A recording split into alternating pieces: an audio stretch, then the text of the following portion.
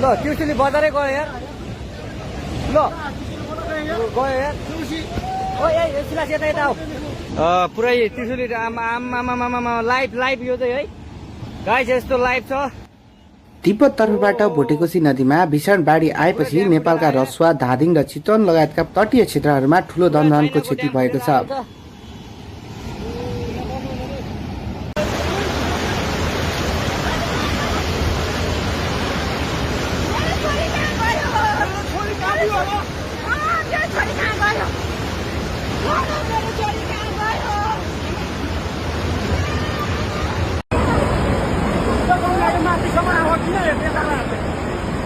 रसुवाको भोटेकोशी नदीमा आएको बाढीको बहाव धादिङको गल्छी घटिसकेको छ।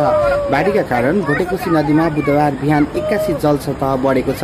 बाढीले रसुवाका विभिन्न क्षेत्रहरूमा ठूलो क्षति पुर्याइरहेको छ भने त्रिशुली नदी आसपासका बस्तीहरूमा समेत जोखिम बढेको छ। एकिन विवरण नआए पनि बाढीले धनजनको क्षति गरेको अनुमान गरिएको छ। रसुवाका प्रमुख जिल्ला अधिकारी नरेन्द्र परियारका अनुसार बाढी आएको समयमा जिल्लाका सदरमुकाम क्षेत्रहरू वर्षा भएको थिएन, त्यसैले बाढी माथिल्लो क्षेत्रमा भएको कुनै प्राकृतिक घटनाका कारण आएको हुन सक्ने अनुमान गरिएको छ। प्रारम्भिक रूपमा तिब्बत क्षेत्रमा हिमपात फुटेको हुन सक्ने आशंका गरिएको छ।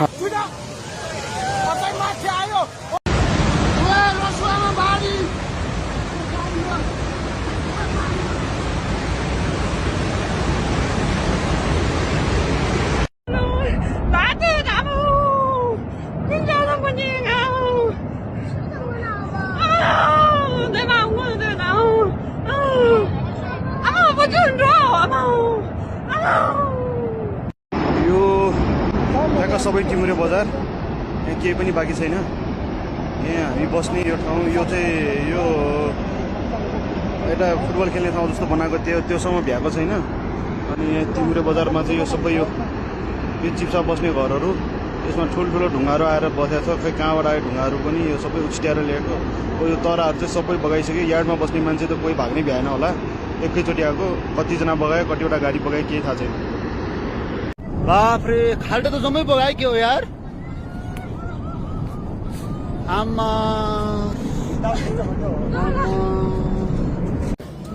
तिमुरै बगाइसयो अनि आमामा कत्रो आएछ त अनि के त्यत्रो थुन्ने राख अनि अहिले तल थियो कतिमा हो यही त हो नि। कसरी आयो यस्तो यो तल माथि उसबाट फुट्यो के पानी जमेर फुटे हो के फुलको भागै बगाएर आएको।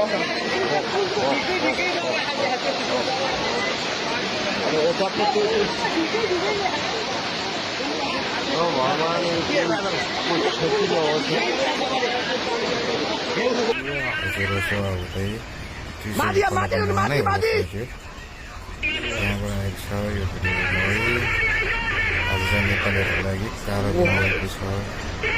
यस्तो विपदहरू चाहिँ दार्जिलिङमा चाहिँ अब प्रकृतिको नै गर्दा नै यस्तो भएको हो। विवाह यस्तो कुरामा चाहिँ राजिङ नगरिरहेको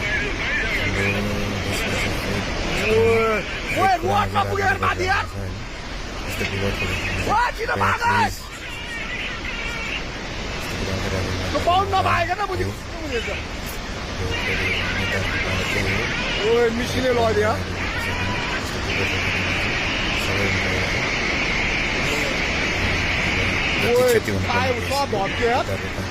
माथिको बाटोमा पुग्यो।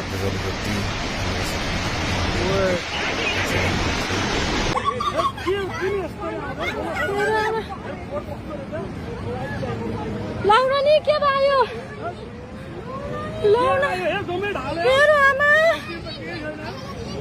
मेरो आमा कत्रो आयो लाउन नि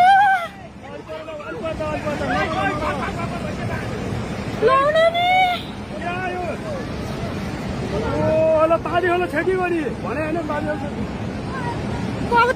देवी हड्डुवानमा पर्दो जस्तो छ। पानी होला भाग मेरो आमा हेर्नु त कत्रो आयो लाउन नि बटर केही छैन रे आमा काको के होला यो हेर्नु त यहाँ आइपुग्यो